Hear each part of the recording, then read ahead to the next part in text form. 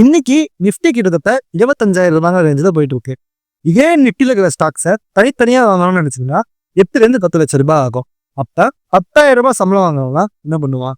பணக்காரங்க மட்டும் இல்ல, ஏழைகளும் இந்த மாதிரி இன்வெஸ்ட்மெண்ட் பண்ணணும் அப்படிங்கிறதுக்காக ஆரம்பிக்கப்பட்டது தான் இந்த மியூச்சுவல் ஃபண்ட் ETF எல்லாமே. பட் பணம்னு வந்துருச்சுன்னா நம்ம மக்கள் ரிட்டர்ன்ஸை விட ட்ரஸ்ட்டை தான் அதிகமாக பார்ப்பாங்க. இங்க ஸ்டாக் மார்க்கெட்னாலே ரிஸ்கி தான். அதுல ரொம்ப ரிஸ்க் கம்மியாக இருக்கக்கூடிய நிஃப்டி 50 இண்டெக்ஸ் ஃபண்ட்ல தான் நம்ம மக்கள் எல்லாருமே காசு நிறைய போட்டு வச்சிருப்போம். சொல்ல போனா மற்ற எந்த ஸ்டாக்ஸும் வாங்காத அளவுக்கு எக்கச்சக்க காசை இந்த நிஃப்டி 50 இண்டெக்ஸ் ஃபண்ட்ல நம்ம போட்டு வச்சிருப்போம். பட் இவ்வளோ காசு போட்டு வச்ச நம்ம யாரை நம்பி இந்த இன்வெஸ்ட்மெண்ட்டை பண்ணோம் அப்படிங்கிற இடத்துல தான் ட்ரஸ்ட்ல தக்கல் வருது.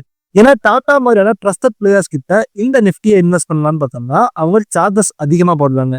என்னது நிஃப்டி பீஸ்க்கு சார்ஜஸா அப்படின்னு கேட்டீங்கன்னா, ஆமாங்க, நிஃப்டி பீஸ்க்கும் சார்ஜஸ் இருக்கு. அதெல்லாம் என்னங்கிறத வீடியோல பண்றேன். சரி, சார்ஜஸ் கம்மியா இருக்கு, ட்ரஸ்டடாவும் இருக்காங்கன்னு சொல்லிட்டு SBI நிஃப்டி பீஸ் போய் இன்வெஸ்ட் பண்ணலான்னு பார்த்தோம்னா அவங்க கடையில நைட்டு 10 மணிக்கு மேலே டிரான்சாக்ஷன் நடக்காது, ஈவினிங் 5 மணிக்கு மேலே பிசினஸ் நடக்காது. இதை நம்பி எங்க இன்வெஸ்ட் பண்ண மணி என்ன 6 மணிக்கு மேல ஆட்டோ ஓடாது. சரி, சார்ஜஸும் கம்மியா இருக்கு, நல்லா பிசினஸும் போயிட்டு இருக்கு அப்படிங்கிற இடத்துல UTI Nifty Bees or Nippon Nifty Bees நம்ம இன்வெஸ்ட் பண்ணணும்னு சொன்னா அங்கதான் ஒரு பெரிய பிரச்சனை வருது. ட்ரஸ்ட். இந்த Nippon UTI Nifty Bees நம்ம ட்ரஸ்ட் பண்ணலாமா? Tata SBI Nifty Bees invest பண்றதுக்கு பதிலாக 20 இன்வெஸ்ட் பண்ணா லாங் டர்முக்கு நம்ம ஹெல்ப்ஃபுல்லா இருக்குமா?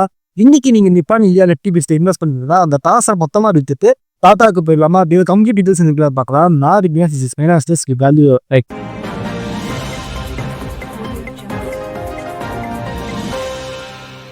ஃபர்ஸ்ட் இந்த ETF என்னங்கிறத நம்ம சிம்பிளா புரிஞ்சுக்கலாம். ஒருவேளை இந்த வீடியோவை 1000 பேர் பார்த்தாங்கன்னு வச்சிருக்கலாம். அந்த 1000 பேரும் என்கிட்ட 250 ரூபா கொடுத்துறாங்க.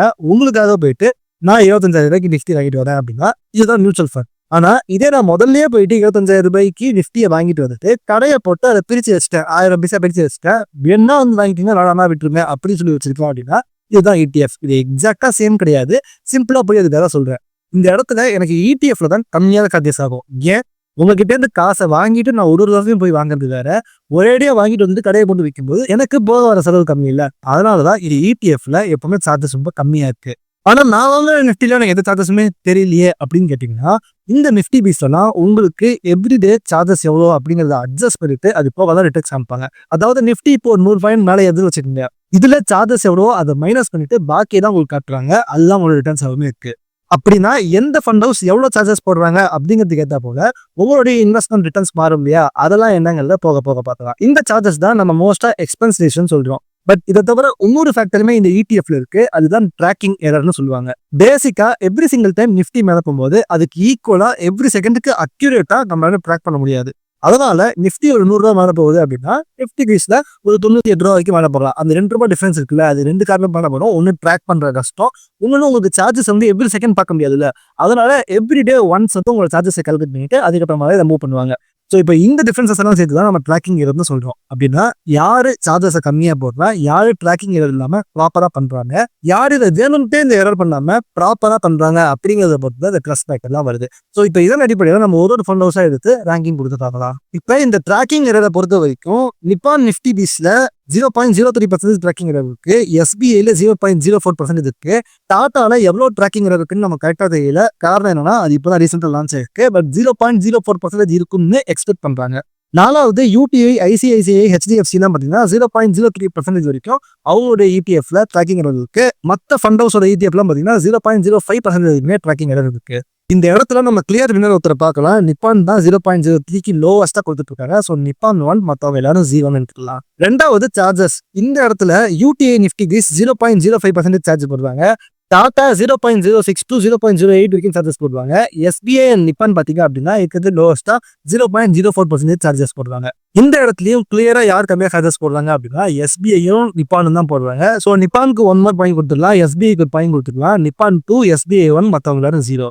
இப்பதான் த மோஸ்ட் இம்பார்ட்டன்ட் ஃபேக்டர் வருது, எந்த ஃபண்ட் ஹவுஸை நம்ம லாங் டர்முக்கு நம்பலாம் அப்படிங்கிற கேள்வி. இந்த இடத்துல ட்ரஸ்ட்னு சொல்லும்போது இன்னைக்கு இருக்கிற அதே ட்ரஸ்ட் நாளைக்கு இருக்குமா அப்படின்னு கேட்டா அது சந்தேகம் தான். பட் இன்னைக்கு டேட்டுக்கு யார் ரொம்ப சேஃபா இருக்கா அப்படிங்கிறத பார்க்கறதுக்கு அந்த கம்பெனி நம்மளுடைய காசை தூக்கிட்டு ஓடி போகிறதுக்கு ஆப்ஷன்ஸ் இருக்கா? நம்ம இப்போ நிஃப்டி பீஸ்ல போடுறோம் அப்படின்னா அந்த ஃபண்டை போயிட்டு அவங்க அந்த ஸ்டாக்கை வாங்கணும், அந்த கேப்ல அவங்க எடுத்துட்டு போயிட்டு வாய்ப்பு இருக்கா அப்படிங்கிற ரன்னிங் ஆஃப் சார்ஜஸ் பார்த்தோம் அப்படின்னா நிப்பானுக்கு தான் ரொம்ப அதிகமா இருக்கு.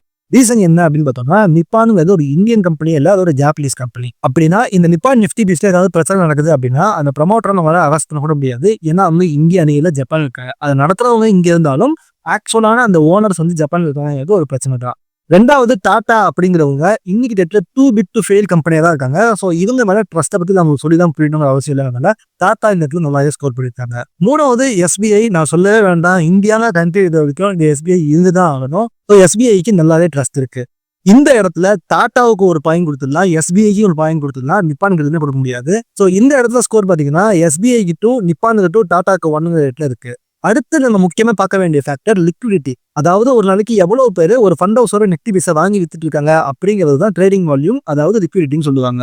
இங்க பாத்தீங்க அப்படின்னா நிப்பான்ல வந்து 65 to 90 crores of transaction every single day நடக்குது.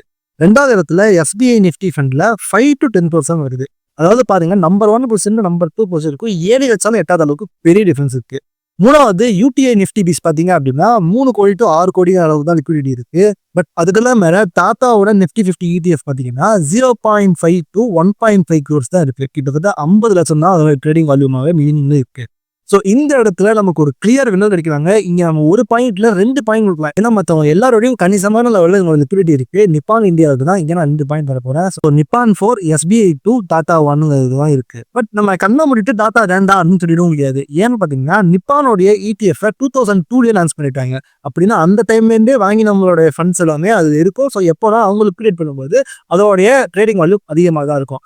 அதே நேரத்தில் எஸ்பிஐ பார்த்தீங்கன்னா 2013 ஆரம்பிச்சாங்க. யூடிஐ பார்த்தீங்கன்னா 2015 ஆரம்பிச்சாங்க. டாடா பார்த்தீங்கன்னா ரீசெண்டாக கோவிட் அப்புறமா 2021 தான் ஆரம்பிச்சிருக்காங்க. இதுல நமக்கு என்ன புரியுது, யார் எவ்வளவு சீக்கிரம் இந்த ETF வந்துட்டானோ அவங்களுக்கு லிக்விடிட்டி அதிகமா இருக்கு, அவங்க பேர்ல ட்ரஸ்ட் அதிகமா இருக்கு, அவங்க கிட்ட நிறைய கஸ்டமர்ஸ் இருக்காங்கிறது புரியுது. இப்போ நாளைக்கு ஒரு 10-15 வருஷம் கழிச்சு டாட்டாவோட ETFும் அதிகமான ட்ரேடிங் வால்யூம் கிடைக்கிறதுக்கு ஆப்ஷன்ஸ் இருக்கு, ட்ரஸ்ட்டும் அவங்கள்ட்ட இருக்குங்கிறப்ப அது மேல போகிறதுக்கான ஆப்ஷன்ஸும் இருக்குங்கிறத புரிஞ்சுக்கோங்க. பட் இன்னைக்கு டேட்ல ஒரு கிளியர் வின்னரா யார் இருக்காங்கன்னு பாத்தீங்கன்னா தெளிவா நிப்பான் இந்தியா நிஃப்டி பீஸ் தான் இருக்காங்க. எல்லா வகையிலுமே அதிகமான பாயிண்ட்ஸை இவங்க ஸ்கோர் பண்ணியிருக்காங்க.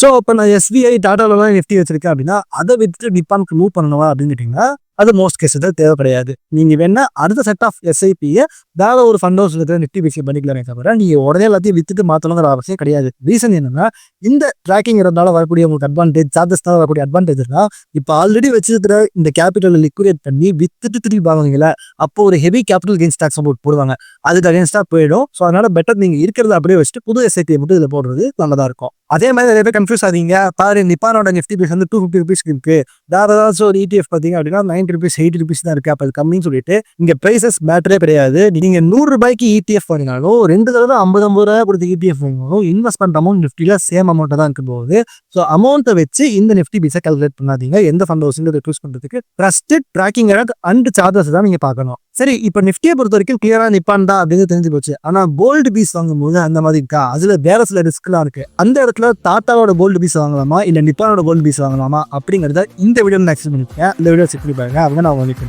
Have a great day. Bigness.